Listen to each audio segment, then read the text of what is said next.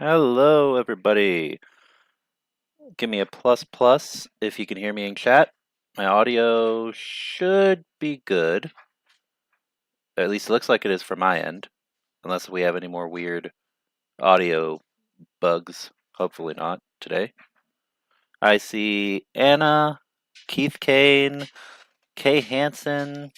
Welcome. And this isn't the usual time, but oh, sorry, we got multiple things going on. If you heard a knock just now. All right. Oh, I got a congratulations. Thank you, Anna. Oh, 1 second, everybody.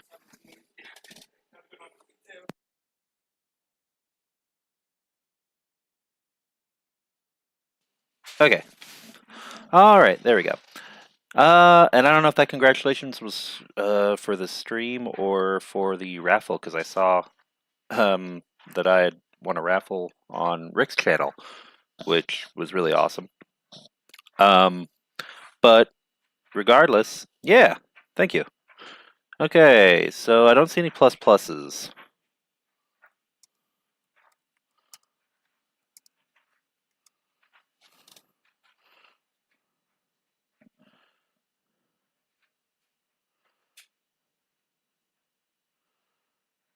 Okay, now I see a plus plus. Okay, and we're good to go. Perfect, perfect. Well, welcome everybody. And I know this isn't the usual time, but we've got several things we are going to cover from the news. We're going to cover a couple things, and because it's the time's a little different. We're gonna cover a couple of different things today. As usual, the majority of what we cover will be the conflict in Ukraine. But in addition, we might cover, since this is a global channel with a primary focus on Ukraine, but also a focus on opposing tyrants, Tridents Against Tyrants, all around the world. We may look at one or two other countries and some of the goings-on around the globe today. New ammo dump drone attack. I did see something about that just a few minutes ago, actually. Michael Michaels is asking. And actually, you know what? Let me take a look. Maybe we'll add that to our news real fast, because that is pretty recent from what I recall.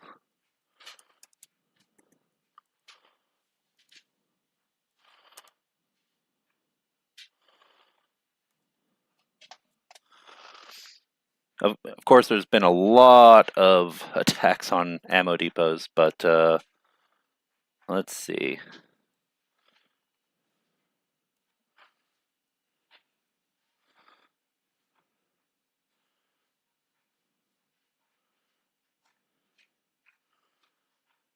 Actually, 14 hours ago, for those of you who aren't familiar, Perun, who makes fantastic videos about the war, I might add. If you don't already watch him, if you aren't subscribed, go check out his channel. I really recommend it. His videos are long, but very well done and informative. So if you like longer videos like I do, definitely go check him out. You'll learn. I think you will probably learn a lot. But okay, let's see. I see a couple different links. Here we go. Yeah, we'll use this news source, but thank you for asking about that. And we'll cover that in the news today as well. All right. Q&A is on. Oh, here we go. The Russian Telegram channel Svoboda reported that Ukraine failed to hit an ammunition depot in Kotluban near Volgograd. Oh, okay. And was that less than 6 hours ago? The news report that I'm seeing right now is from... Oh. Hold on a sec. Maybe I want to go with do I want to go with a different... This is from on Barron's, but Agence France Presse posted it. This is regarding an attack on Sunday, sending more than 100 drones deep into Russia to hit major weapons depot. And according to yep, same region, Kotluban and Volgograd region. Yeah, we'll cover that. And Svoboda was the one that covered that, right? So, what's interesting about the term Svoboda, now that you mention it, Michaels, I'm not. I mean, I do get on Telegram when needed, but personally, I do it using a very specific way over certain channels on specific devices that are not my personal devices for just for privacy reasons. I don't trust Telegram very much, but I do get on Telegram um, with other devices of mine, and yeah, what's interesting about the term Svoboda is that there are so many groups, multiple groups actually, in both Ukraine and in Russia that use it and have drastically different, perspectives. So whenever I hear the term Svoboda, sometimes I'm like, is that referring to, is that a channel, or is that related to Legion Svoboda? Is that related to one of the more fundamentalist, like politically extreme groups in Russia? There was one in Ukraine that was also rather within Ukrainian society itself kind of controversial by the name Svoboda. So it's really interesting. You have a lot of groups, both I would say, in my opinion, both positive and negative that use that term, because it literally just translates to freedom or liberty. So you get a lot of people with drastically different views who use that term for their groups or their channels. But that's really interesting. I'll have to take a look at that on Telegram sometime. Thanks for letting us know. Anyway, all right, this is a long enough intro, so we're going to go ahead and jump right into the first article. Let me pull that up right now. And I'm going to share, as usual, going to share the article in chat for all of you. This first one, regarding the headline, or the title of this video, is from euromaidanpress.com. Let's make it visible. Oh, and also, since our last stream, we have gone up to 8,336.28 hryvnia, or grivna, depending on who you ask, how they pronounce it. Yeah, so thank you to everyone who donated. It is much appreciated. All right. And again, that is our fundraiser on Monobank, long-term fundraiser for the 110th Mechanized Brigade. So, first article.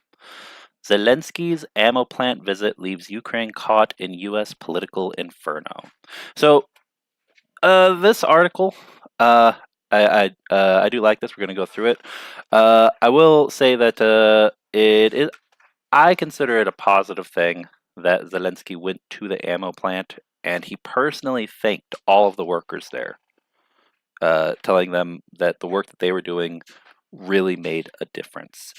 And I want you to think of that about that, because I mean, obviously it's a modern day equivalent. It's not exactly the same, but imagine back in like World War I or World War II, other times when massive amounts of artillery, massive amounts of ammunition for land-based warfare, mortar shells, artillery, ammunition were being produced by plants, factories across the U.S. Imagine a U.S. president or a major U.S. ally or a general, anyone, maybe a general of the Allied forces, walking in and personally thanking everyone there for helping in the effort against the Kaiser, or Nazi Germany, or Imperial Japan, or just generally the war against the Axis powers. So I'm sure that there were many there who really appreciated it. I thought that was really, really nice to hear. Anyway, let's continue with the article. A major political scandal has erupted surrounding Ukrainian President Volodymyr Zelensky's recent visit to the United States, threatening to undermine crucial support for Ukraine. The controversy centers on Zelensky's tour of an ammunition factory in Pennsylvania, a key swing state in the upcoming U.S. presidential election. In a shocking turn of events, House Speaker Mike Johnson publicly accused Zelensky of attempting to interfere in the American election. Oh, jeez. And you see, MAGA, and the fact that Mike Johnson is making that accusation, assuming that this article is accurate, but I don't trust Mike Johnson as far as I can throw him. The man is not he's not someone who I personally consider to be uh, fit for office for multiple reasons, not just what's being covered in this article. Um, so yeah, but nonetheless, let's move forward. Johnson's open letter condemned the visit, noting that only Democratic politicians accompanied Zelensky to the factory. The Republican leader went so far as to demand the dismissal of Ukraine's ambassador to the U.S., Oksana Markarova, alleging her role in orchestrate. So what? He wasn't upset about orchestrating the contentious visit. So he wasn't upset about him visiting the ammunition plant. It was just that there were only Democrats there with Zelensky and not any Republicans. Well, I'm sorry. Uh, how many? You know what? This was in Pennsylvania. I'm actually not familiar with the Pennsylvania Republican Party specifically, but I mean, should someone have called Lisa Murkowski or one of the Cheneys or someone who's an actual Reagan Republican, someone from one of the groups of Republicans who actually support Ukraine and don't try to undermine the war effort constantly? Come on. Come on. It's ridiculous. You just fly someone in from another state. Uh, Again, I'm actually not familiar with the Pennsylvania Republican Party enough to know how. Oh, to know exactly how MAGA versus non-MAGA that state party is, but this is pretty ridiculous. Adding fuel to the fire, former President Donald Trump, who had previously expressed interest in meeting Zelensky, dramatically reversed his stance. Trump, yeah, big surprise there. Trump abruptly canceled all planned meetings and launched a series of scathing remarks against the Ukrainian leader. Most notably, Trump labeled Zelensky the greatest salesman in history, insinuating that each of his visits to the U.S. results in billions of dollars in aid. This scandal has sent shockwaves through diplomatic circles, raising serious questions about the future of U.S.-Ukraine relations and the stability of international support for Ukraine. To analyze the fallout and potential consequences, Euromaidan Press turned to Oleksandr Krayev, director of the North America program at the Foreign Policy Council, Ukrainian Prism. Okay, and we're going to take a look at that analysis here in one moment. But let me just also state this, guys. That last statement, I think, is a bit alarmist. Let's just be honest now. The future of U.S.-Ukrainian international relations and how positive they will be really firmly rests on the election results. And I don't mean just the presidential election, I mean across the board. Because remember, Democrats had the presidency and they had the Senate, but were blocked again and again, not just on the matter of Ukraine, but multiple things in the House again and again when a certain faction of the Republican Party really didn't like it. I'd say the whole Republican Party, because aside from a few holdouts, even those who maybe don't fully identify as MAGA were going along with it, going along with the madness. And so unless it's a full clean sweep this year, when Kamala Harris wins, because I'm making my prediction. Don't get complacent, everyone. But my prediction is that Kamala Harris and Tim Walz will win. Fingers crossed. But when that happens, if Democrats don't also take both the Senate and the House, if Republicans just don't lose up and down the aisle, and I know that sounds dramatic, but it's true, if they don't, we're going to be stuck with the same problems. Getting aid to Ukraine is going to continue to have wrenches thrown into it because things will be blocked in Congress.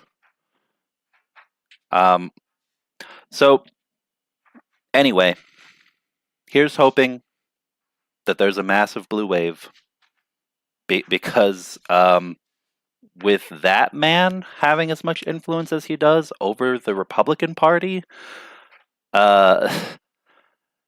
unfortunately, the current version of the Republican Party, any say that they have in these matters is probably going to swing, in crazy ways to be against Ukraine, as we have seen with Mike Johnson in this article. All right. Why the ammo plant in Pennsylvania? The controversial visit to a Pennsylvania ammunition factory during Zelensky's U.S. trip has sparked debate. Several theories attempt to explain this decision. One, Ukrainian oversight. Ukraine may have underestimated the political implications. Visiting a swing state, Biden's hometown, right after confirming a meeting with Trump is problematic. This visit appears to favor Biden, Oleksandr Krayev explains. U.S. administration influence. Some speculate that Biden's team pressured Zelensky. However, Krayev dismisses this. In diplomatic circles, it's unheard of for a host delegation to insist, we're going to Pennsylvania, period. Don't like it? Too bad, we're going anyway. That's not how it works, says the expert. Political strategy. A theory suggests Harris's team orchestrated this to force Zelensky to show political preference. Krayev considers this highly unlikely. Putting an ally in such a compromising situation would irreparably damage relations, regardless of who becomes president. Administrations change, but such actions are not forgotten and can provoke future conflicts, he says. Given the high-profile nature of the visit and the extensive security measures required, it's clear that this event was planned well in advance. This timeline suggests that both Kyiv and Washington had ample opportunity to weigh the potential implications. Surely Ambassador Markarova would have been cognizant of the possible fallout. Yet, despite the risks, Zelensky went ahead with the visit. This decision hints that declining may not have been viable for the Ukrainian president. As a result, the true motivations behind selecting this particular location in Pennsylvania remain shrouded in uncertainty. And here's an image of President Volodymyr Zelensky at the ammo plant in Pennsylvania. From the presidential website of Ukraine, president.gov.ua. The diplomatic mystery. Another puzzling aspect of this situation is the sudden shift in rhetoric from both Trump and the White House in recent days. Initially, Trump's camp supported meeting with Zelensky and viewed Ukraine's victory plan positively. House Speaker Johnson was preparing a bipartisan delegation for the meeting, while the White House expressed approval of the plan and encouraged collaboration. However, the situation abruptly changed. Suddenly, the meeting with Trump was canceled, as was the meeting with Johnson. The White House unexpectedly issued a statement highlighting numerous flaws in the victory plan, stating it's far from ideal. Clearly, something additional has occurred, Krayev notes. Now, the White House, that is actually unexpected to me, regarding numerous flaws in the victory plan. That being said, I have heard of the victory plan that was laid out for both candidates during this visit.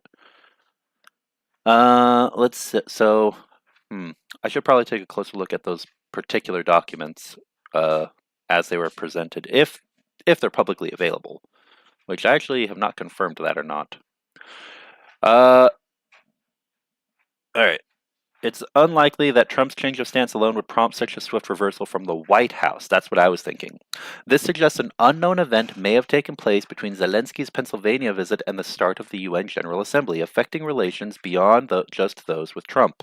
Krayev emphasizes the importance of uncovering what transpired during this period, as it remains a crucial missing piece of the puzzle.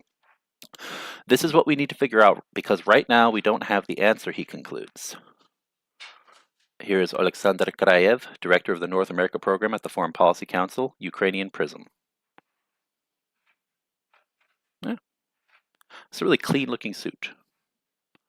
Yeah, it's a good picture. Good photo. The stakes for Ukraine. The recent scandal has raised concerns in Ukraine, with some commentators forecasting significant damage to U.S.-Ukraine relations, especially with Republicans. However, Oleksandr Krayev offers a more nuanced perspective. I don't view this as a catastrophe, he states. We faced a similar situation from October 2023 to April 2024 when the latest U.S. aid was approved. Republicans were pushing the same narratives then, questioning Ukraine's honesty, criticizing our demands, and accusing Zelensky of always leaving America with substantial funds. Now, again, not all Republicans, but a large enough number that, this isn't anything new. So this meeting is kind of a human interest story. It is important to explore further, but this isn't anything different from, the same tired old cliches that MAGA, Republicans like Marjorie Trader Greene, for example, have been pushing, or Mike Johnson, and Trump himself, of course. And we got to remember, everybody, that when it comes to the Republican Party, there's so much infiltration from this extreme MAGA faction that it shouldn't be surprising. It shouldn't be surprising. Even those who don't share those views, who are, American conservatives of a more center right or, less insane political ideology that doesn't literally rely on conspiracy theories and pretty offensive and overtly discriminatory, bigoted stances on a lot of topics as MAGA. Um, I mean, unfortunately, within the party there are certain mouthpieces, and the mouthpiece that's the loudest is also the most toxic and annoying right now. So the others are kind of being blurred out as white noise at the moment, which is quite unfortunate. Quite unfortunate, I would say. All right. Anyway, let's just go ahead and take a look at Ukraine's next move. Ukraine's next move. Republicans are calling for replacing Ukraine's ambassador to the U.S., Oksana Markarova. However, Karayev views this as a no-win situation for Kiev. Volodymyr Zelensky and Oksana Markarova in New York. If we don't dismiss her, we risk damaging relations with the current Congress. If we don't dismiss her, we risk damaging relations with the current Congress and Trump. If we do dismiss Markarova, we demonstrate a lack of autonomy, which Russian propaganda will exploit, the expert notes. For him, this issue touches on political self-respect and sovereignty. While alliance and good relations with the U.S. are priorities, sacrificing our position and sovereignty for this is going too far, he argues.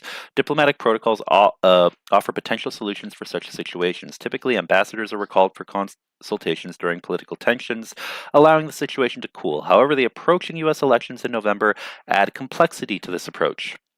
Karayev proposes a potential middle ground. We could recall her for a few weeks, signaling that we understand their concerns and are willing to address perceived issues.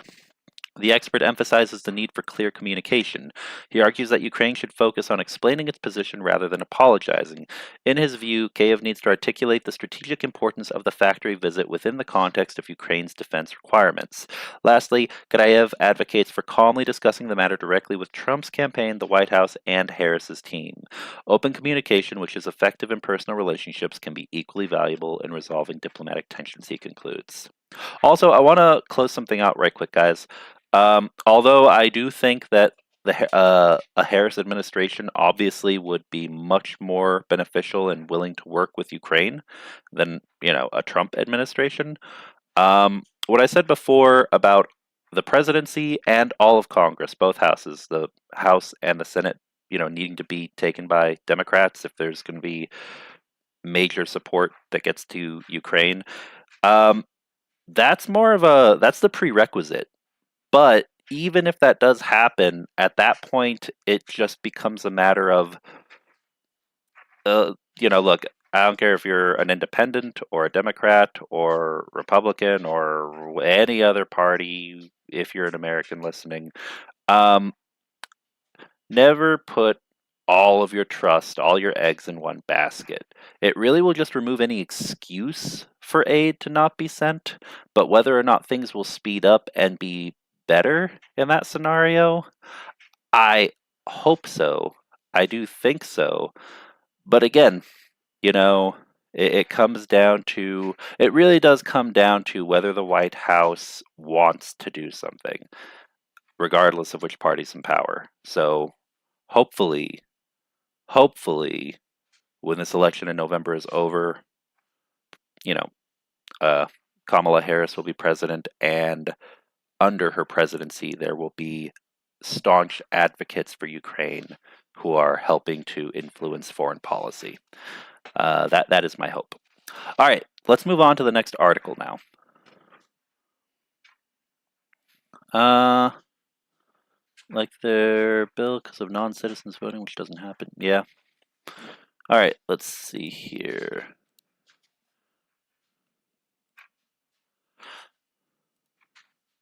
Oh, that reminds me. Actually, this is not at all related to the news, but you know what? Well, actually, no. We'll cover it toward the end. I have something. I might run a poll and ask you guys' opinion on something here toward the end of the stream. But let's move on to the next article for now.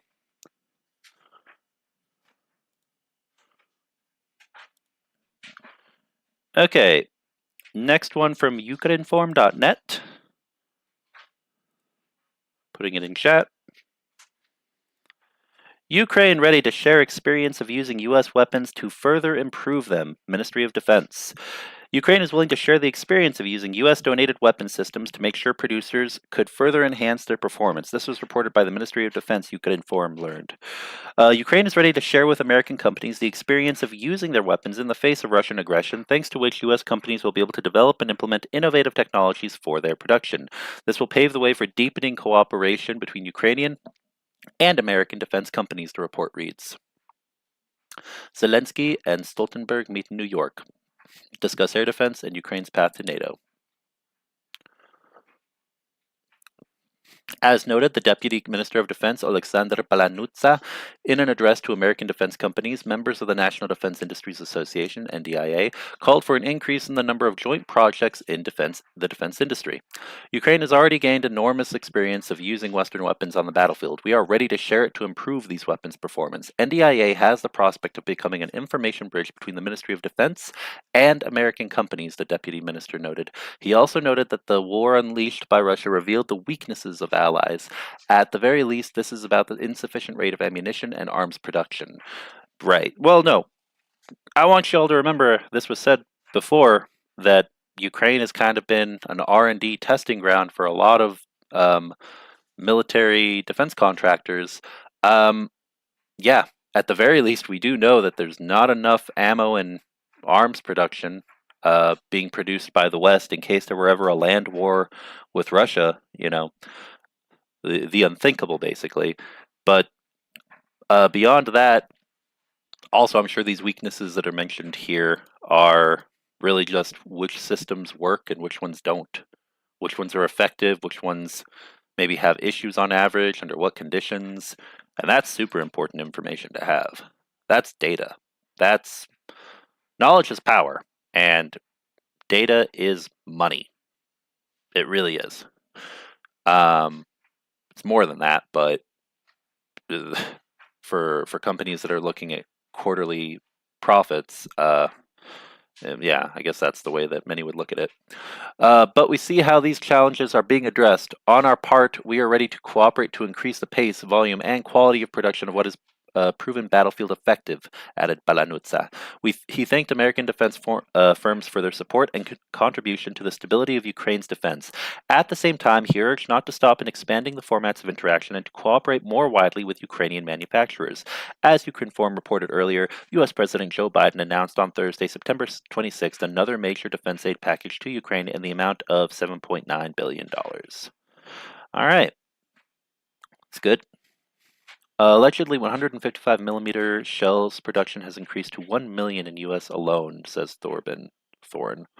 Yeah, and that is good. That's really important. The U.S. has kind of, to be honest, been a sleeping giant in terms of, land-based arms production and ammunition production, because, the Cold War's been over for a while. There hasn't been a Soviet Union to worry about.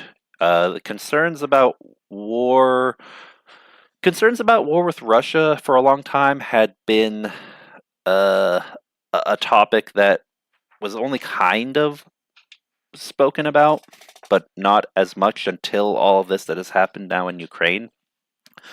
And concerns about war with China, rather than being a land-based World War III, are really considered to be more air and naval based. That's where, I mean, I'm sure it wouldn't. There's no way it would remain constrained to just that. But initial combat, between the two countries that are considered, competing superpowers of the modern era, would likely be over the, it'd be over the oceans to begin with. And rather than going directly head to head, which neither want, Just like how the US and the Soviet Union neither wanted to directly go to war with one another when they both existed. It's more of a hybrid war, more of a Cold War on steroids. And that's really how war between superpowers works.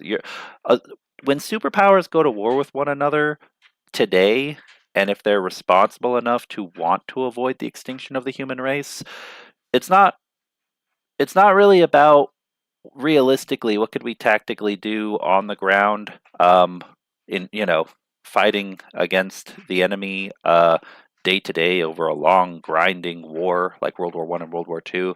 It's more along the lines of, do we have enough weapons stockpiled that the other side will never want to get to that point? And now, if we have you know, those basic required numbers, how can we destabilize the other regime until it balkanizes? Just like the Soviet Union, just like various attempts by many different nations to do the same to the United States. Thankfully, those have never really panned out as of yet in human history. Current attempts to push for instability for the Russian Federation to balkanize, which I really hope does happen. Um, and of course, efforts also exist toward countries like Iran and China for them to destabilize to a point of regime change or, you know, internal breakup. Um, so yeah. Anyway, I got a little off topic from the article, but yeah. Bottom line is that I do hope that we see more communication between Ukraine and the U.S. In terms of different defense companies coordinating together. All right. Vietnam is siding with the U.S. and its allies, and China's economy has suffered over the years. That's true. That's true, and it's actually interesting because Vietnam politically is not a country that is an obvious. It's not a country that the U.S. I think would usually prefer to be seen associating with, not so much because of the history of conflict. That's not a problem. The US the US has gone to war with Spain and with the Philippines and with this country and that, a lot of countries, but the US still coordinates and cooperates with countries like Spain and the Philippines, pretty closely with the Philippines actually. Um Nowadays in the South China Sea, in that whole area. But yeah, the issue with Vietnam is really the fact that the US kind of needs Vietnam and can't do anything that upsets them, but also the US does support certain groups that are not favorably viewed by the ruling party, the government in Vietnam. So it's kind of a, I wouldn't say frenemy situation. It's more of a Vietnam saying, look, we don't really like you all that much, but we really hate China. So we're willing to look past not liking you because how much we hate the other guy. Anyway, on to the next article.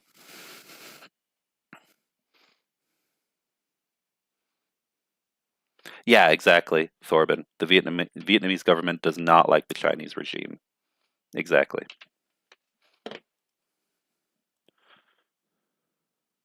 All right, next article. Also from Ukrinform.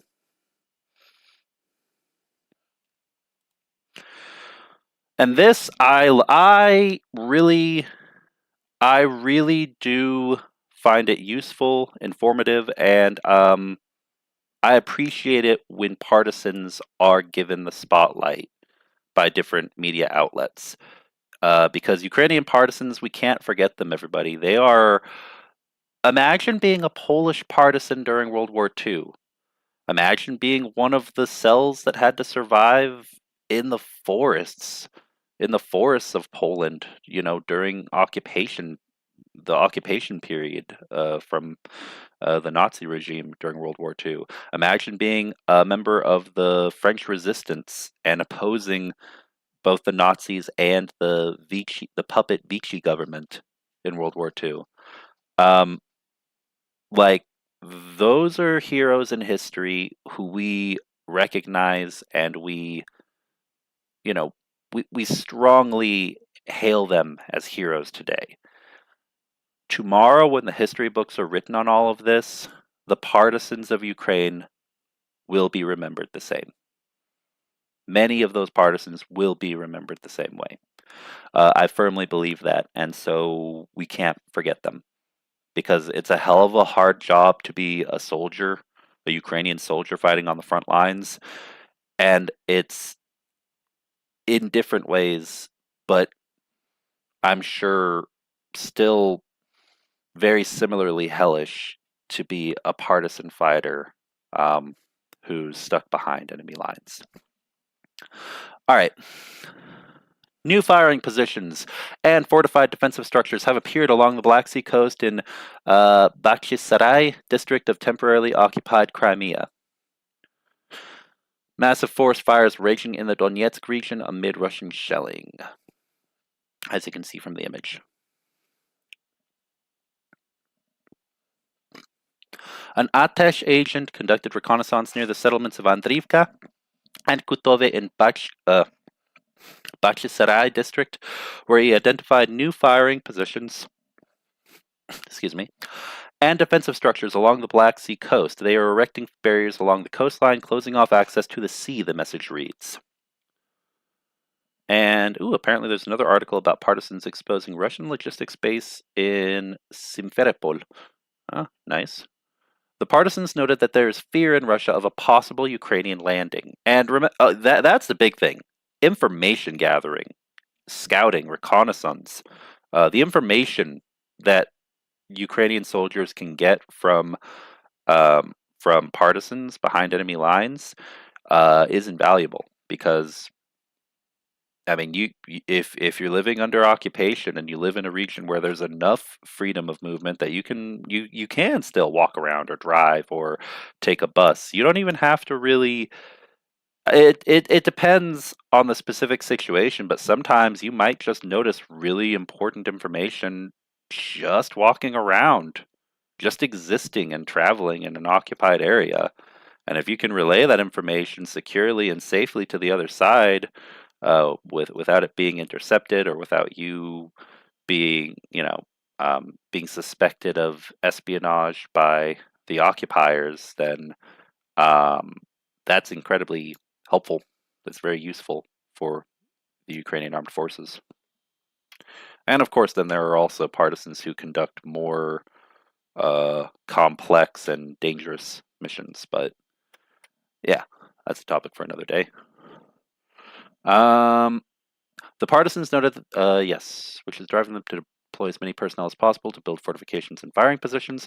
Additionally, Ukrinform previously reported that during February and March, Russian occupiers constructed new fortifications along the Black Sea coast, which extend for over 100 kilometers. So the Russians are still basically doing everything they can to turn Crimea into an island Kremlin, trying to fortify some more. I also fear for the future of Republic of Georgia. I know I've brought that country up a lot, and some people probably still to this day ask, why do you bring it up all the time? I just want to say, look at a map. I'm just going to calmly say, if you care at all about Ukraine getting Crimea back, then you should give a damn about what happens in Republic of Georgia.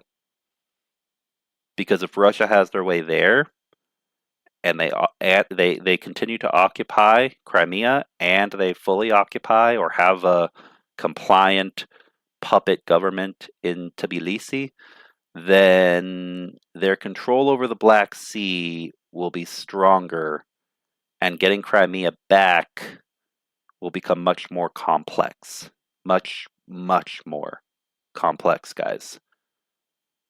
And the election in Georgia is next month, and yeah, it's not looking good. It's looking like a Belarus situation. It's looking like foreign fighters who will likely be receiving support of one sort or another for years to come to liberate their homeland in the future. I might be a little pessimistic or alarmist on it, but I don't think I'm that far off from what I'm aware of.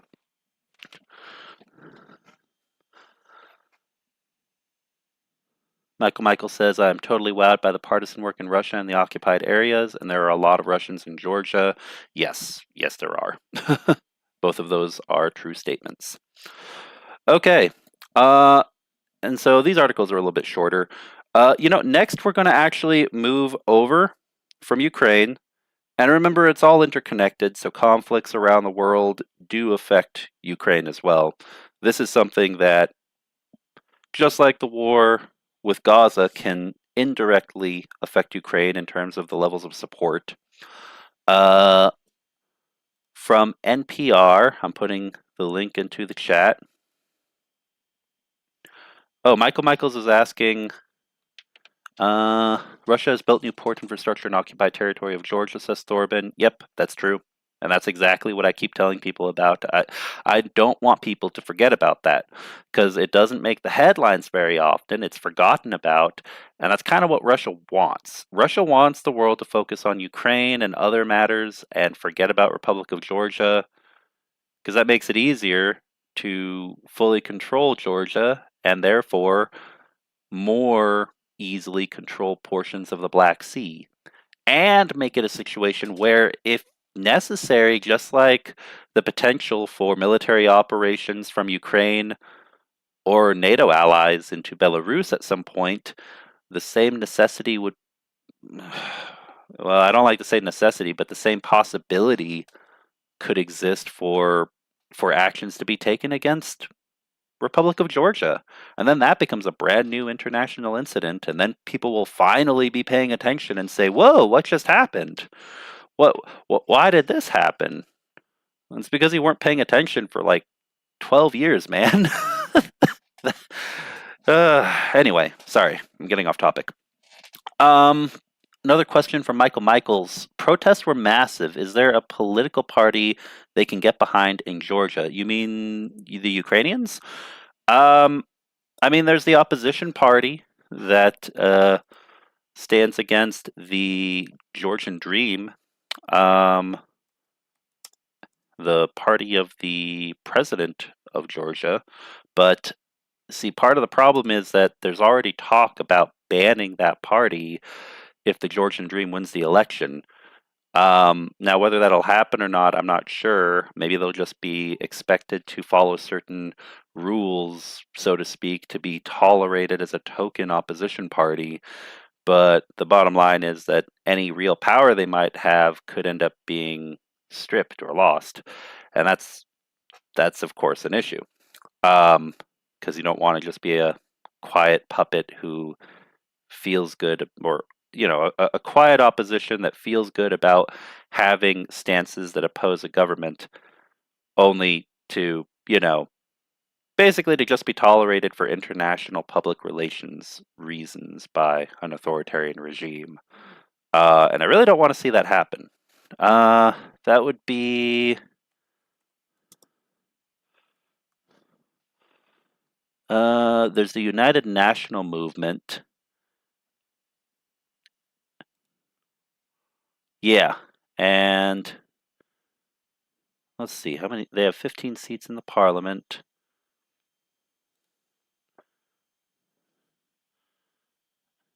People's power, strength, and unity. The opposition is pretty fragmented. There's the Strength and Unity Party, and yeah, that's the party of the United National Movement. And they've only got 20 seats of 51. The government has 74, plus 13 from other small parties that support the government. So they've got a really big lead on all of the opposition. It just doesn't look good politically. Anyway, thank you for a great question. So yeah, there is a party, just whether or not it'll even still be allowed to exist in the future is a question that some are asking. Ooh, Jenny had an interview with the leader of the Mariupol partisans. Ooh, Cheryl, if you get a chance, please, yeah, send that to me. Um, yeah, maybe over Discord, but I'll have to look at that. That's really interesting. I didn't know that there had been an interview with partisans from Mariupol, or if that's a recent one. Might be an older interview, but I'd be interested to check that out.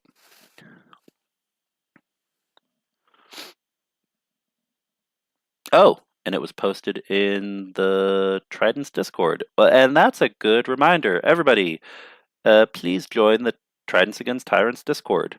I will put an invitation into the chat for anyone who isn't already.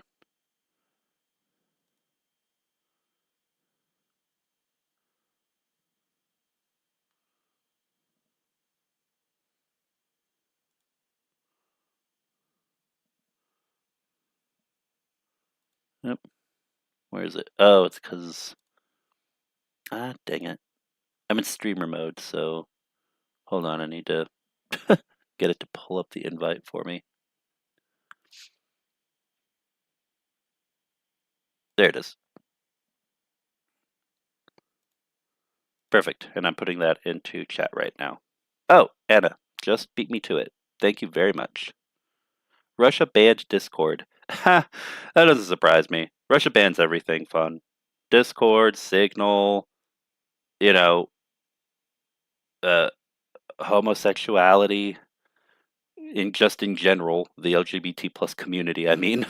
So, um, yeah, nah, Russia is a killjoy. Russia is a killjoy when it comes to games, free information dispersal, living your life just peacefully, human rights. Yeah, let's all be thankful for, despite the problems our own countries might have, at least we don't live in Moscovia. All right, now then. I'll take a look at that video in a bit. Thank you. Let's go back to this article that I originally pulled up regarding Israel. From pager blast to Nasrallah's killing, 12 days that transformed a bloody conflict. A portrait of Hezbollah chief Hassan Nasrallah sits amid destruction in an area targeted overnight by Israeli airstrikes in Saksakieh. Now, for anyone who isn't familiar, although it's been all over the news, so I'm sure several people probably have been checking it out, Lebanon has a group known as Hezbollah, which is probably the largest non-state actor militant group in the world, heavily funded and supported by Iran. More so than Hamas was, that's for sure. And in the last 12 days, many things have happened. Let's read on. Spoiler, Hezbollah in Lebanon, which is separate from the Lebanese armed forces, is not very fond of the IDF in Israel. Israel announced on Saturday that it had killed Hassan Nasrallah, the longtime leader of Hezbollah, in a powerful series of airstrikes that rocked Beirut on Friday evening. The Iranian-backed militia later confirmed Nasrallah's death. The announcement came after an eventful and deadly 12 days in the fighting between Israel and Hezbollah, including the killing of several other high-ranking Hezbollah officials and more than 1,000 people in Lebanon after a series of near-synchronized explosions followed by thousands of Israeli airstrikes over several days. These attacks left thousands more wounded and displaced tens of thousands of people. Yeah.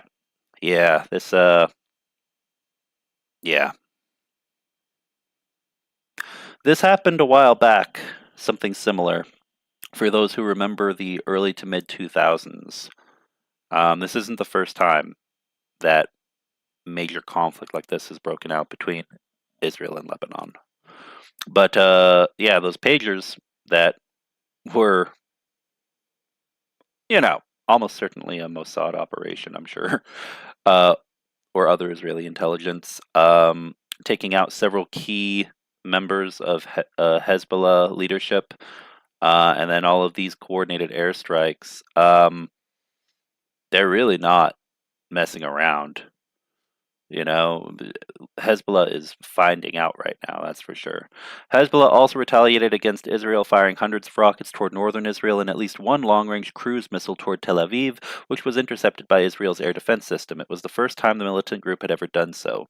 Although most of these projectiles were shot down, several did make it through, causing damage to residential homes, a regional hospital, and injuring several civilians. So, there have been some question within the Ukraine support community about why Israel wasn't sending more air defense to Ukraine, and um, you know, putting aside Hamas, I think that maybe this situation right now possibly explains that to people who had been asking that question several months ago and also last year. Here's a more detailed timeline of how these dramatic events unfolded. Let's see here. September 17th, thousands of pagers, many belonging to Hezbollah members, simultaneously explode across Lebanon and Syria, killing at least 13 people, including some children, and injuring around 4,000, hundreds of them critically. Israel is widely believed to be behind the attack, but does not publicly take credit for it. Earlier in the day, Israel had announced a new goal in the war to return tens of thousands of displaced Israelis who had been driven from their homes near the border with Lebanon by almost a year of Hezbollah rocket fire, signaling it might take further military action against Hezbollah. So there's been signaling that there could be a ground invasion. There's no solid confirmation of that, but after a year of Hezbollah rocket strikes and holding off and holding off and holding off, um, Israel is. I think Israel is kind of signaling, and maybe it'll happen before, maybe it'll happen shortly after, but it just so happens to be coinciding pretty close to the U.S. election. But this is coming to a head. You know, something that's been boiling for quite a while now. A funeral ceremony is held on September 18th in the Dahieh neighborhood south of the capital Beirut for 4 people who were killed in Lebanon when pagers used by Hezbollah members detonated. Oh, hold on.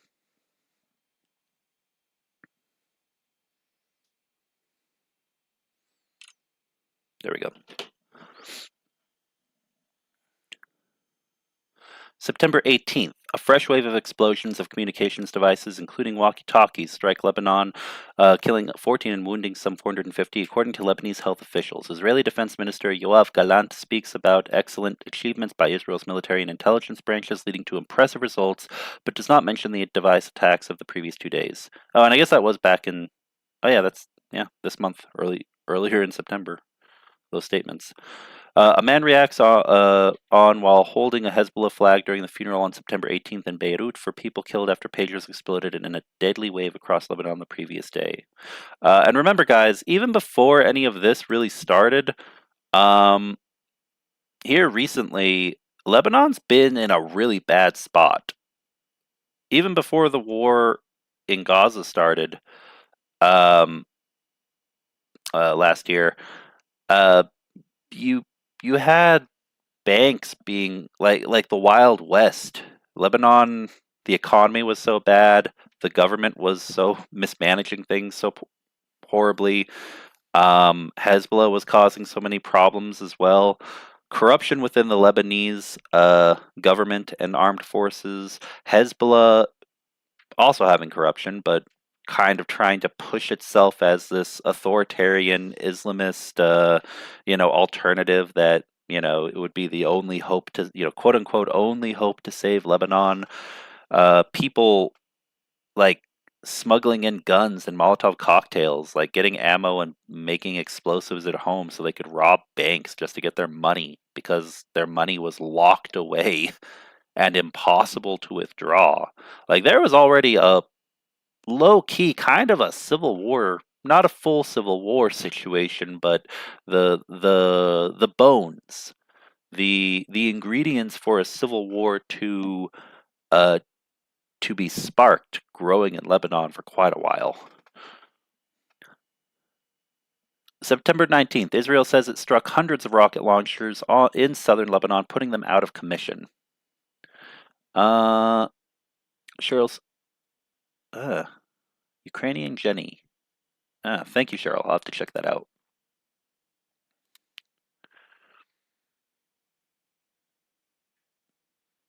Thorben says allegedly Hezbollah hopes for a ground invasion. I mean, that would give Iran an excuse to act and not be seen as, you know, as a crazed aggressor like Russia by the international community. But I mean, really, any hope for a ground? Okay, if there's hope for a ground invasion, it's as a justification to turn Lebanese society as a whole against Israel. Because there are people in Lebanon who, maybe before all this, did actually like and do like Israel, who don't like Hezbollah. There is a desire by Hezbollah to use the IDF to embolden and radicalize Lebanese society, knowing full well that they don't expect Israel to occupy and, you know, do anything along the lines of winning hearts and minds in Lebanon. I think Hezbollah sees war with Israel as a potential for them to politically put a final nail in the coffin of the other factions of the Lebanese government. Um, and basically, it's kind of the same playbook as Iran, which it makes sense because Iran trains Hezbollah. Because in Iran, the Iranian military way back in the day during their quote unquote Islamic Revolution, basically was deposed, and it wasn't eliminated entirely, but it was made pretty irrelevant. It was weakened, and then it was the Revolutionary Guard Corps, I believe. Yeah, the Revolutionary Guard Corps that basically replaced the Iranian military. But first, they had to politically weaken all of the systems, the structures that allowed the military to stand in the first place as an organization. Hezbollah wants to do the same thing. Hezbollah wants to finally cut out the last lines of stability of the Lebanese armed forces, and without having to have a civil war, so to speak, basically just take full political control, be the real military, so to speak, of, go from being a militia to being the real military of Lebanon, absorb the Lebanese armed forces, and become a full Islamist nation state. So that's the goal of Hezbollah. Not to win a war against Israel, but to use Israel to become a better ally to Iran, and therefore, by proxy, an ally to Russia, most likely. And that's part of what I want to emphasize here. This matters. This will affect how things play out in the future. Not just for Israel, but also for Ukraine indirectly, I believe.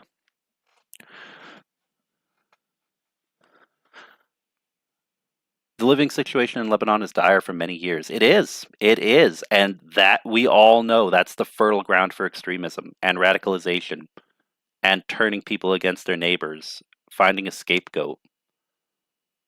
Like, the ground is fertile in Lebanon for Hezbollah to become more popular and more powerful.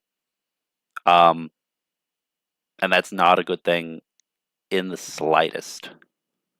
Yeah.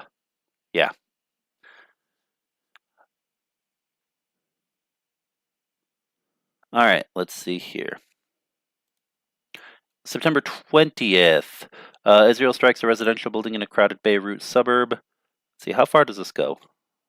Well, a full 12 days, I'm sure. Dang.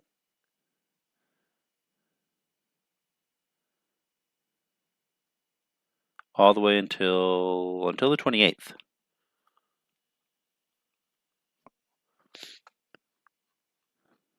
All right, we'll go through this quickly then, because I'm kind of sitting here and giving my thoughts on this longer than I expected to. 20th, Israel strikes a residential building in a crowded Beirut suburb. Okay. 21st, Israeli Air Force strikes approximately 400 Hezbollah targets in Lebanon. Lebanon's Interior Minister Bassam Malawi says its intelligence agencies are working to dismantle a spy network, saying that Lebanon is in a, quote, delicate and dangerous security climate. Yes. Yes, yes, yes, exactly. The government of Lebanon is aware of the threat of Hezbollah, especially because Hezbollah politically already is a part of the Lebanese government, has already infiltrated it, as well as having their own regions of the country that they de facto have full control over. Yeah, the Lebanese government's very aware of the fact that this conflict is an existential crisis for them. September 22nd, Hezbollah and Israel trade heavy fire overnight and into the early morning hours.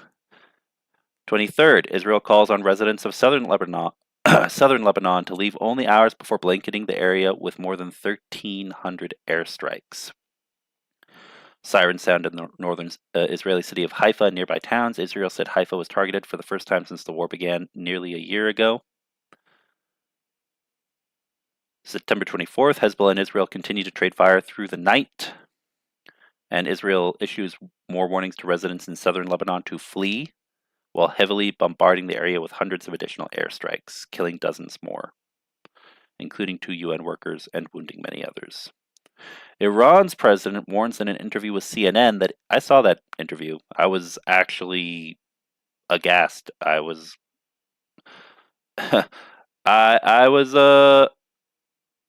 it was the president who's seen as being a little more moderate, I guess, than, the supreme leader, the Ayatollah, and other members of Iranian political leadership. But yeah, still insane that he was on CNN.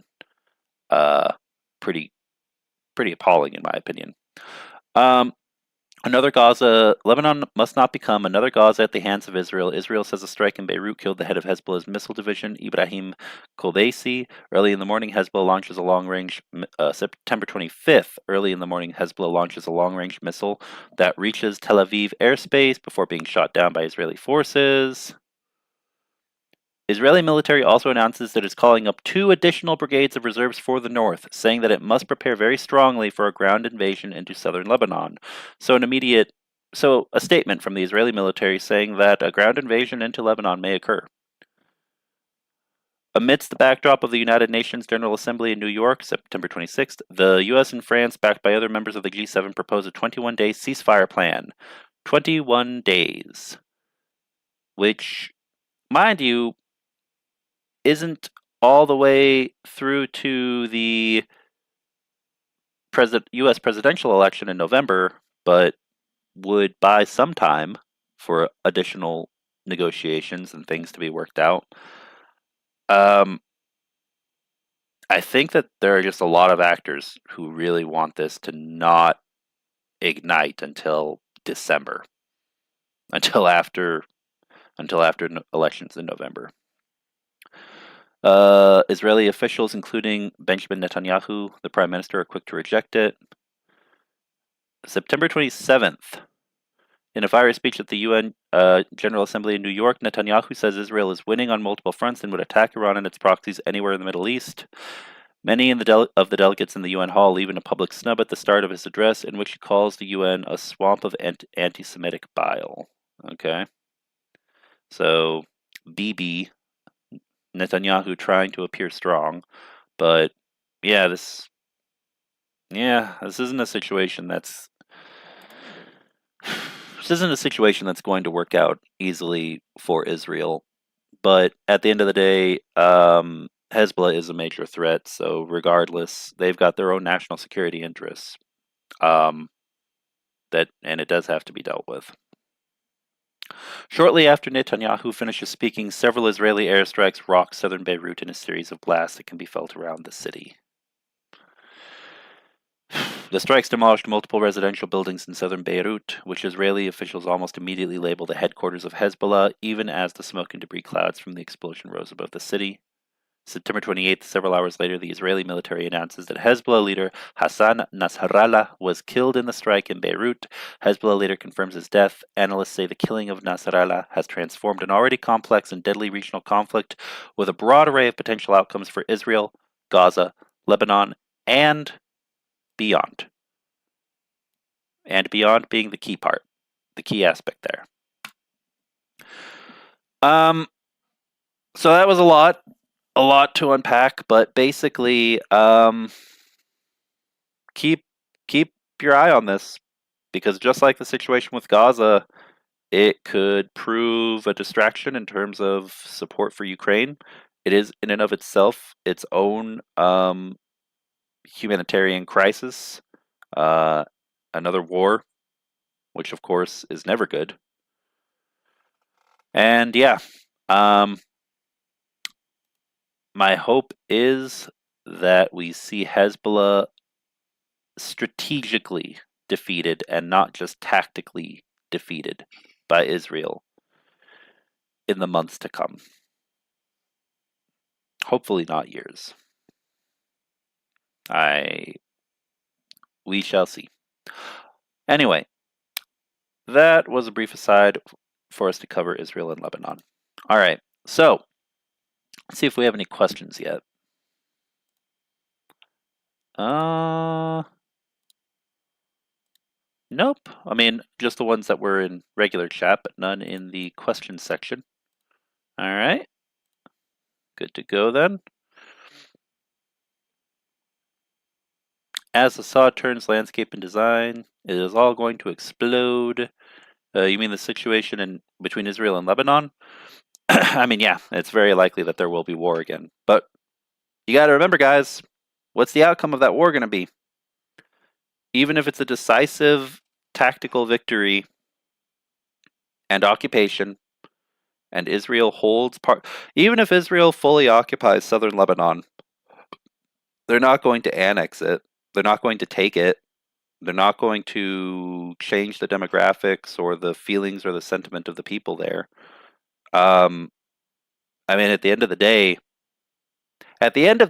either Israel finds a way to strengthen and actually trust and work closely with the Lebanese military and government that is opposed to Hezbollah and creates its own staunch socio-political allies in their neighbor to the north who they strategically strengthen, just like Iran does with Hezbollah, or Israel's going to have a major freaking headache. Lebanon will end up a full Iranian puppet, with Hezbollah not just having lots of influence, but having total control. And that can't be allowed to happen. Ever. Israel's very aware of that. But if they handle this the wrong way, and a war breaks out without them finding a way to ideologically convince Lebanese people that there is a separation, to be Hezbollah is to be anti-Lebanese. That's the message that has to be pushed into Lebanese society. That has to be, you have to convince Lebanese people of that. If you don't do that, and defeat Hezbollah, this whole thing will just happen again in 20 years, just like it did in the 2000s, just like it's happening in the 2020s, 2030s, 2040s, it'll happen again. You have to win hearts and minds, and that is much harder, much fucking harder than just dropping bombs. Many governments are aware of that. Many. And it's difficult. It's not easy. All right.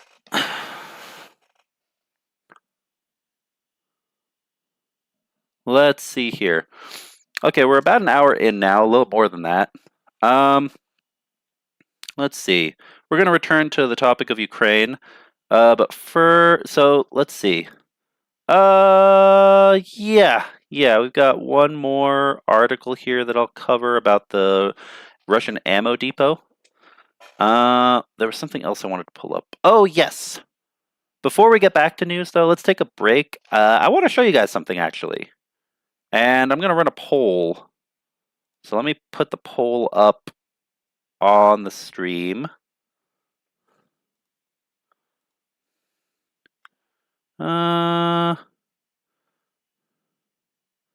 Let's see. As the Saw turns landscape and design, Inc. says there can be no decisive answer unless you can stop the poverty, corruption, and lack of education. Yeah, that's true. That's true. I mean, yeah, and that's part of the reason why it's hard. That's why Iraq is not considered to be a super. It is still considered to be an ally to the U.S., but not a super close one. That's why there's still contention regarding stuff with supporting Kurdish forces. That's why you've got this issue with Lebanon and Israel. That's why there's the problem of what's another good example? I'm tired, but those are, yeah, you hit the nail on the head. Exactly. I agree with that statement. And you're not going to fix all of that overnight while fighting a war. So if you can't fix those things, you know what the next best thing to do is? Have a strong intelligence and information warfare department. Have strong assets in those two fields that are conducting extensive operations throughout your target country, in this case, Lebanon. If Israel and Israeli allies aren't able to do that, if they aren't able to basically instill some kind of an ideology into Hezbollah opposition and really, really make strong ties with them, not just for the sake of mutual interest, but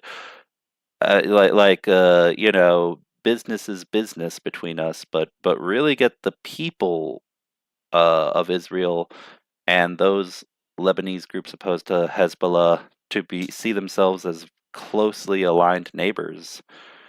Yeah, it's exactly. It's not going to get better. All right. Anyway, let me go ahead and pull this up before I keep talking.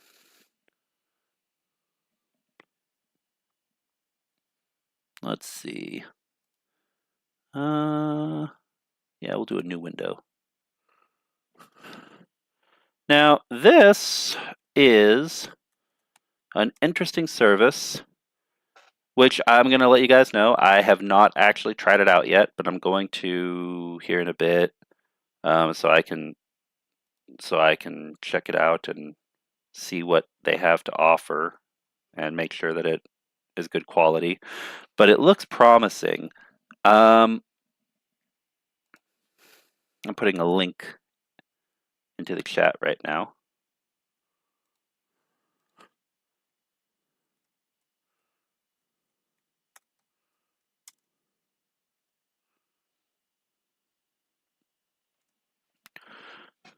And now I'm sharing it.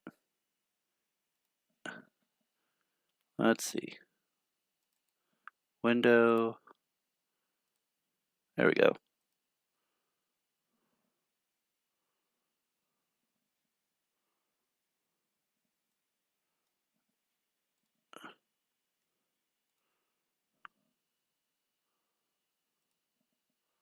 All right. And there we go. Should be visible now, I do believe. So this is Takflix. And it is basically a Ukrainian entertainment media streaming service. Hence the reason why it's modeled after Netflix and all the other streaming services that use the word flicks with an X at the end, because there are a couple. And tak, of course, being not the Russian but the Ukrainian word for yes. So Russian being da, and in Ukrainian it is tak, tak. And yeah, so what's interesting about this website, uh, and again, feel free to go check it out and come back and tell me if it seems useful to any of you, is that they offer multiple different films and TV series and documentaries in Ukrainian language, Russian language, because of course, remember there are many, many Ukrainians who do speak the Russian language. Um, they serve Ukraine and Ukrainian armed forces, but speak Russian and English. Occasionally audio, but mostly subtitles in English.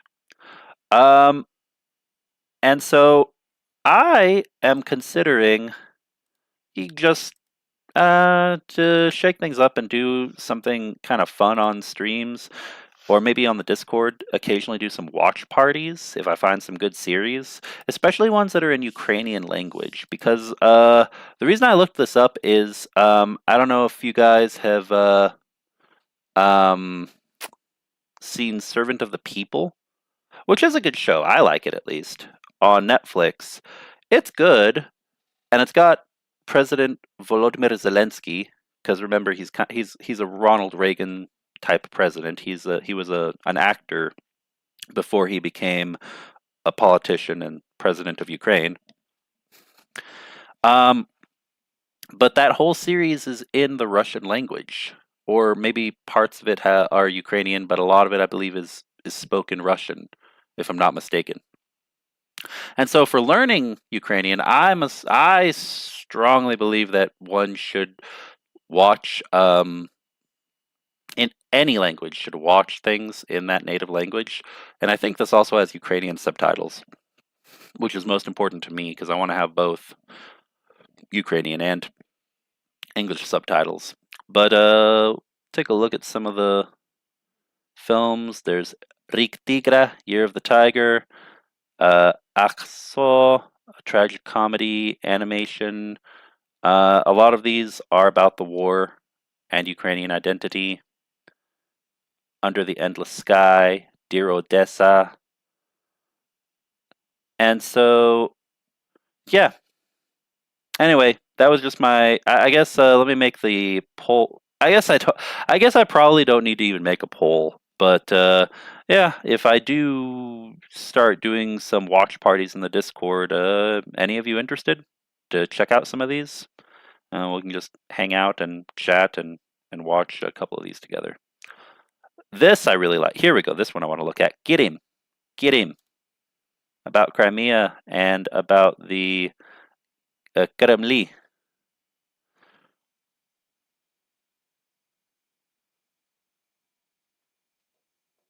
Yeah, and look at this. Look at this. For anyone who has an interest in LGBTQIA, well, I always just say LGBT plus because it's a lot shorter, but LGBTQIA plus being the tag they use here, representation.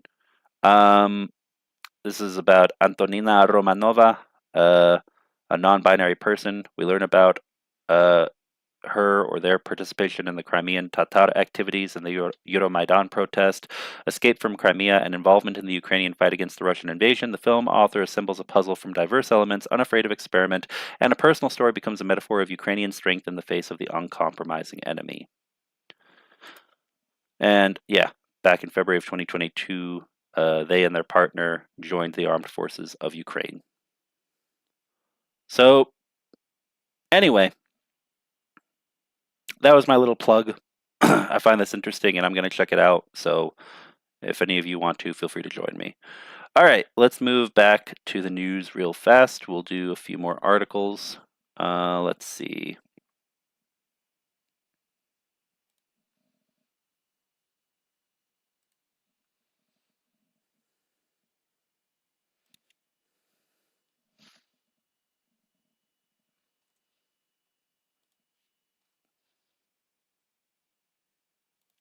This one is from Barron's. Agence France Presse released the information on this regarding the ammo depot strike. So let me put that into the chat.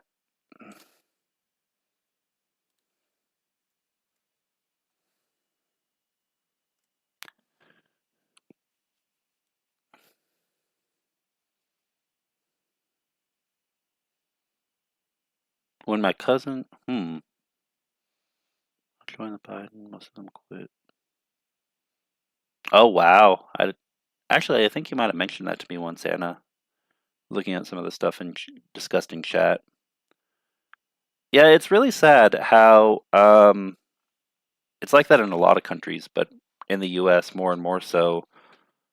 Politics and differing political parties are causing friends and family to completely cut one another out of their lives. It is rather disheartening. All right. Anyway, so let's cover this that was asked at the beginning of the stream, and then I think we'll close up for after that. Ukraine says struck Russian ammo depot with drones. Ukraine on Sunday said it sent more than 100 drones deep inside Russia to hit a major weapons depot as it stepped up attacks further inside Russian territory. Also, Sunday, Denmark announced it was providing 1.3 billion kroner to help Ukraine bolster its under pressure arsenal against Russia's invasion. Defense forces struck the Kotluban military depot in the Volgograd region, hundreds of kilometers from the Ukrainian border, a day after a shipment of Iranian weapons reportedly arrived at the site, Ukraine's military general staff wrote on Telegram. Yep, remember, Iran deep inside of... Wait, here we go. Iranian weapons deep inside of Russia, and currently Lebanon, which is, Hezbollah being an Iranian puppet, having its conflict with Israel. It's all interconnected. Iran is an enemy to Ukraine just as much as Russia is an enemy to Ukraine. And therefore, the enemy of my enemy is my friend. Israel and Ukraine should have closer ties and coordinate more. And I strongly hope that all the stuff in Lebanon and Gaza end up working out in a way that does not strengthen extremists with ties to Iran and Russia. All right. A fire and ammunition detonation were observed on the depot's territory, said the Post, adding that the facility was being used for storage and the modernization of missiles and artillery. Russia did not confirm the strike, reporting only that it had destroyed 67 drones overnight over the Volgograd region. But a Ukrainian defense sector source told media that 120 drones had flown more than 600 kilometers, 370 miles, to target the depot early Sunday. As a result of the hit, ammunition and missile storage sites were damaged, which will lead to a shortage of ammunition for units of Russia's occupation army, the source said. Western governments have accused Iran of supplying both drones and missiles to Moscow for its war on Ukraine, a charge Tehran has repeatedly denied. Several explosions were recorded in the area of Kotluban, the location of a depot of the Defense Ministry's main missile and artillery directorate, Russian military blogger Rybar wrote, adding that serious destruction had been avoided. Volgograd Governor Andrei Bocharov said falling debris from the drones had sparked grass fires, but had not caused casualties or damage.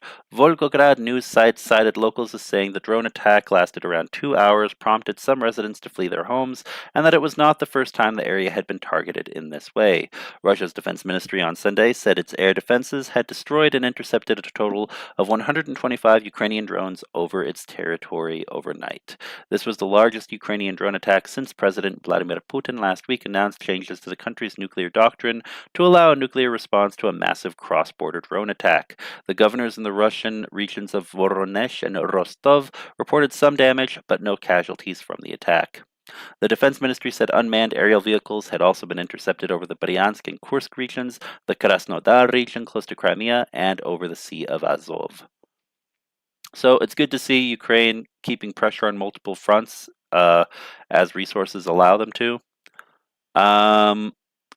And yeah, as far as the strike to the depot, it seems like it was successful. seems like it will have a negative effect on Russian troops in the region, and that's good news. That's good news. Yeah, all I can really say is I strongly hope that in 2025, however things shake out, we see more, many more American weapons going to Ukraine and other key allies. Because remember that Ukraine needs to be assisted to win this war, but also the U.S. has allies such as uh, there is a situation with Israel. Although Israel is pretty capable of fending for itself, uh, but is more and more being surrounded by hostile neighbors. Jordan has just had an election recently that saw more extreme individuals enter their government. Egypt has long not been the biggest friend of Israel at all, especially because of the Gaza situation. Lebanon is slowly, if this goes the way Iran wants it, becoming a full puppet regime that will be very against Israel if Israel is not careful with how it moves forward, with how it treads strategically. I mean, um, and then Syria is of course a mess. And finally, there's a situation with Taiwan, which is still an ongoing potential point of escalation between the U.S. and China. So there's a lot going on. But all right. All right, with that, let me check one thing real fast.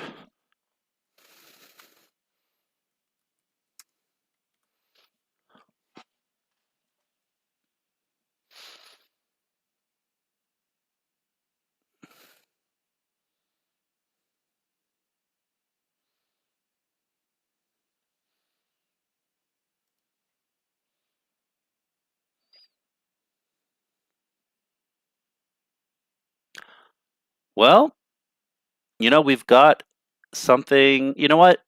We're gonna end out with a little bit of news on something that maybe isn't covered quite as much, but is still interesting and worth noting, I would say. This isn't really directly related to Ukraine. This is more global affairs.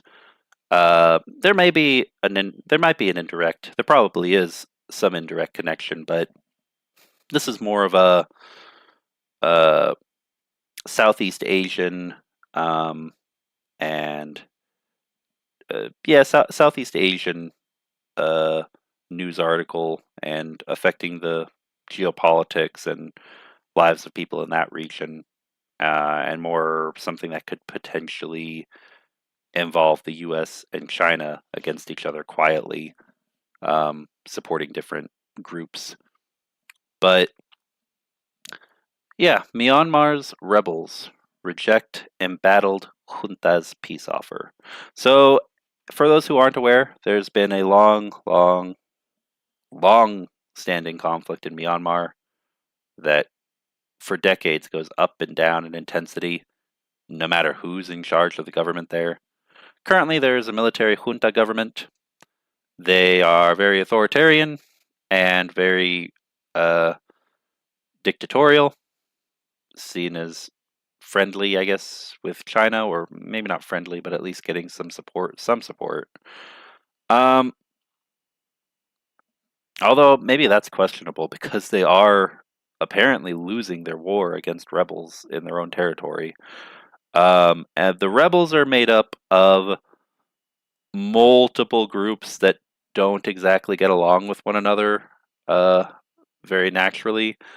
You've got a lot of different political ideologies. Some of them are just military forces, militias tied to different ethnic groups because there are a lot of ethnic groups in the country. Uh, and wanting to create their own separatist states for their regions of the country. Um, You've got others who are rebels but still want to hold the country together, and therefore don't want to allow independence to some of the separatist forces that they're fighting alongside against the junta. Basically, it's a giant mess. And whenever this conflict is over, will probably devolve into infighting among the rebels. But with that being said, here's the update regarding their fight against the military regime. Rebel groups have rejected a peace offer from Myanmar's embattled junta, which is reeling from battlefield losses and defections in a civil war that has dragged on for more than 3 years. This is dictatorship's first such outreach since it seized power in 2021. It also comes after a ceasefire brokered by China in the northern Shan state fell apart. Yeah, well, so much for Chinese diplomacy. The junta called on ethnic armed groups and terrorist insurgent groups to communicate with us to solve political problems politically, also urging them to join elections planned for next year. The exiled National Unity Government, NUG, said the offer was not worth considering, adding the junta had no authority to hold an election. The junta extended an olive branch Thursday as it struggled to fight on multiple fronts and stem a widespread rebellion. Some reports say the junta now has control of less than half of Myanmar's territories. Yeah. Wow. In June, an alliance of 3 ethnic armies renewed an offensive against the military seizing territory along a key highway to China's Yunnan province, which borders Myanmar. The fighting near the border in Shan state has blocked China's ambitious plan to connect its landlocked southwest to the Indian Ocean via Myanmar. I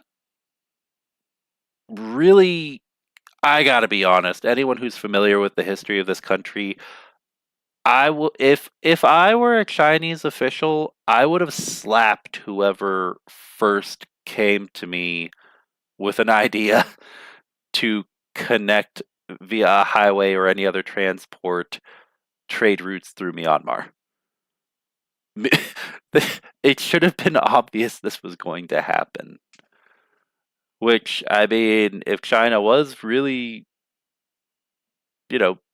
stupid enough to expect something different, then that's on them. Beijing's top diplomat Wang Yi is thought to have delivered a warning to the country's ruler Min Aung Hlaing during a visit to Myanmar last month. Armed groups should follow the path of party politics and elections in order to bring about lasting peace and development, the junta said in its statement on Thursday.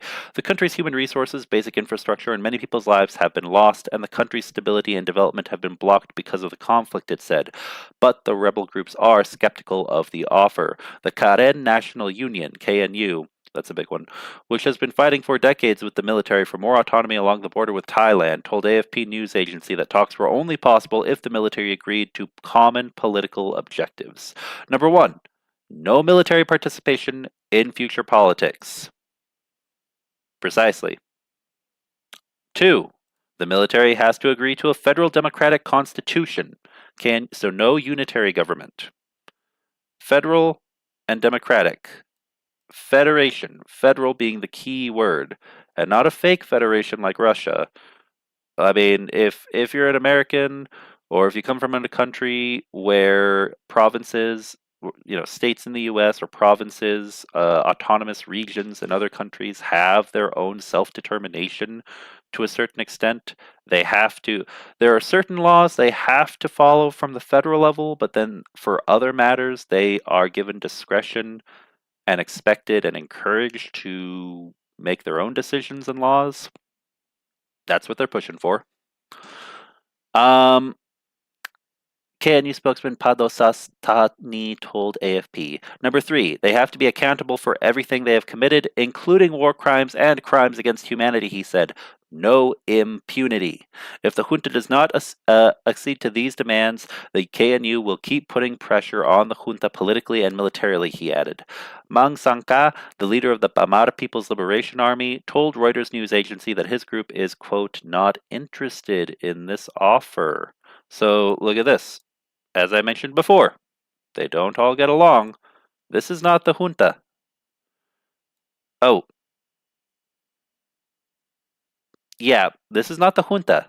This is a peace plan put together by the Karen National Union, one rebel group, and another rebel group in response to that proposition that the junta is expected to accept the Bamara People's Liberation Army, BPLA, they're saying, no. Yeah, we don't care about that. Quote, they are hanging goats' heads but selling dog meat, Soethu Yaza, commander of the Mandalay People's Defense Forces, wrote on Facebook. There are so many of these armies, guys. As bad as this war's been, it's a powder keg that will go off when the war is finished. Another one will start. After the military ousted Myanmar's democratically elected government in 2021, peaceful protests were met with killings and arrests. This led ethnic armed groups to join forces with anti-coup militias across the country to fight back, plunging the country into a civil war. At least 50,000 people have been killed since the coup, and more than 2 million people displaced, according to the United Nations. The UN warned last week that Myanmar was sinking into an abyss of human suffering. Eyewitnesses had previously told the BBC about how the military has tortured people in its custody, including by pouring burning petrol on them and forcing some to drink their urine. So, kind of just wanted to close out today with a reminder that while we do focus primarily on Ukraine, we also focus on conflicts all around the world. And the one in Myanmar is another that no way of really knowing, but it may come to an end within the next year or two. I'd be surprised if the way things are going, the junta forces are able to hold out that long. And when that if that does happen and the junta completely falls, my prediction is we'll see a temporary peace followed immediately by fighting between these rebel groups that will then be former allies and new adversaries. All right. In any case, I hope that was interesting, and for those who were unaware, someone may have learned something. Oh, Thorben has a question. Junta is losing, as far as I know, but gets backed by China, I guess. Yeah, that's what confuses me. It really confuses me that the junta is losing ground if they're supposedly backed by China. And I have a theory about this. And that theory is pretty simple. China's really good at soft power, soft power economic coercion, like what's it called? Wolf warrior diplomacy, I believe, is what they call it within within Chinese circles, the wolf warrior diplomatic tactic. And they're good at, kind of honeypotting, like, sweetly enticing people into getting involved with them economically, and then kind of, capitalism. In some ways benefiting those they do business with, but in other ways really badly screwing them over. Which, that's just business between nation states. But they seem really, really bad at training. They seem decent at training people for espionage and getting intelligence networks set up, but they seem really, really bad at actually training and arming foreign military forces and rebel groups. China doesn't seem very good at that. Maybe it's because they have less practice in it and they've been focused on other things, but instead of, using other continents, other specific continents around the world in the global south as their as a testing ground, so to speak, for those kinds of major international geopolitical operations. But if they can't even help the Myanmar junta in their backyard, if they actually want to, then that's pretty bad incompetence. I don't think it's the case. I think maybe China wants to appear as though they're helping the junta, but they really don't care, or they're too focused on other things to, devote resources to backing their, backing their dog in this fight, basically, so to speak. Yeah, all right. Anyway, Afghanistan also means a connection for China to the sea, the Gulf of Bengal. That could be it. It could be China might be looking to court the Taliban and normalize relations with them so they could go through there. But I will say this. They're idiots if they think Afghanistan will be any better than Myanmar. Like, they're both powder kegs. They both are constantly in conflict. And neither one of them are going to be quote unquote tamed by anyone. Afghanistan's even worse than Myanmar. With Myanmar, at least, there would be a possibility of, if China really wanted to, it would piss off a lot of their neighbors, but they could engage in an operation in Myanmar and insist on trying to stabilize the situation and figure stuff out and do something horrible like the Uyghur camp situation that they have within their own borders. They don't want to do that, but they could and potentially get away with it. Although at that point, China would be more along the lines of Russia, and their international outlook, from other nations would completely shift, completely change. But if they expect peace to last in Afghanistan with the Taliban in power, if they expect to somehow broker a deal that's going to last for decades, then they're fooling themselves. Afghanistan's an even worse idea than Myanmar for China. Oh, Pakistan. I see your other. Sorry, I see you that you retracted it. Pakistan, not Afghanistan, can provide a connection for China to the Arabic Sea. Oh, but wait. Hold on. Let me look at a map.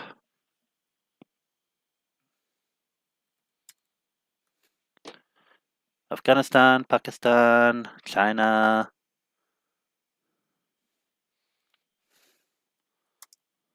Because there is a small sliver that connects China and Afghanistan, but as far as the borders between China and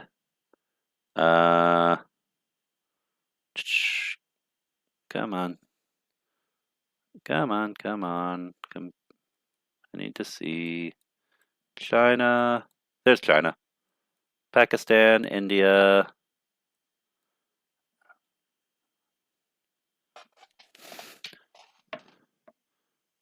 Islamabad. Yeah. Yeah, there's a much bigger border than, I guess, looking at the map. Jammu and Kashmir.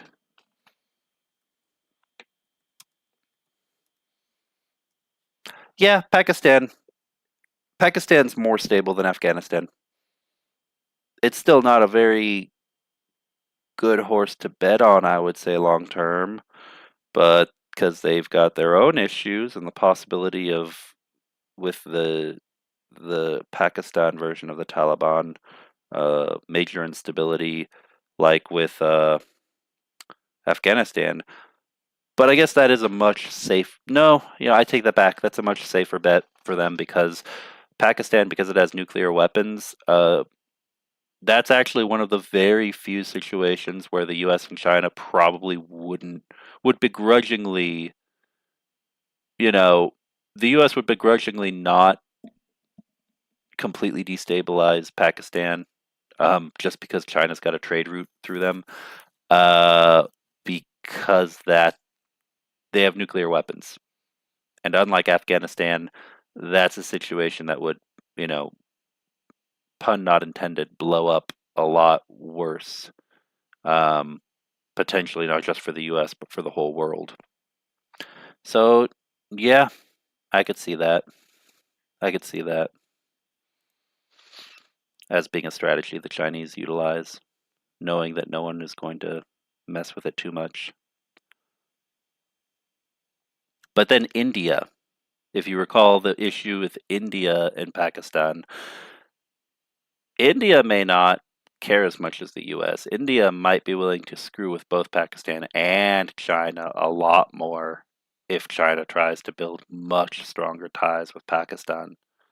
So, because they already have rivalry, India and China, even though they're both in BRICS. So it's kind of a complex balancing act. Anyway, let's get back. All right, we're already an hour and 45 in almost.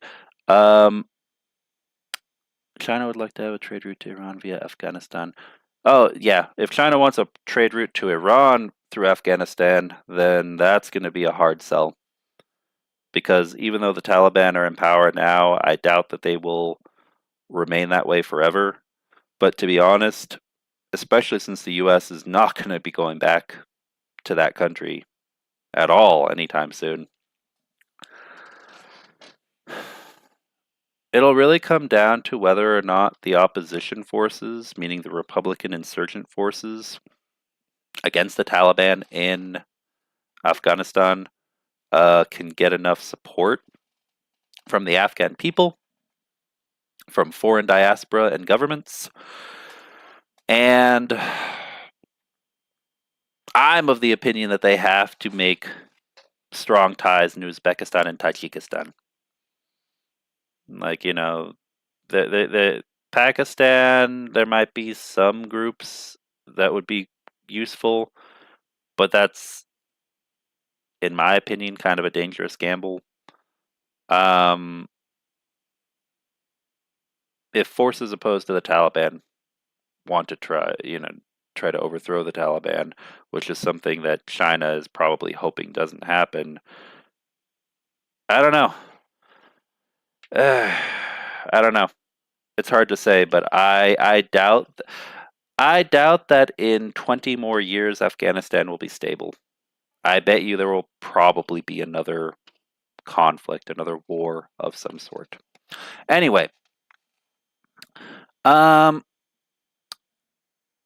right. Well, this has been a good stream, everybody. I'm gonna go ahead and make my donation right quick. If you want to, feel free to join me. I'm just gonna make it right quick for our ongoing donation to fundraiser for the 110th Mechanized Brigade for 110 FPV drones. And let me make that donation right quick. Anton will have to send that over so it won't appear on the screen immediately. But yeah, let's see. And if you wish to join me, then the information to do so should be in the description. It also pops up in the upper right with the PayPal information, where to donate.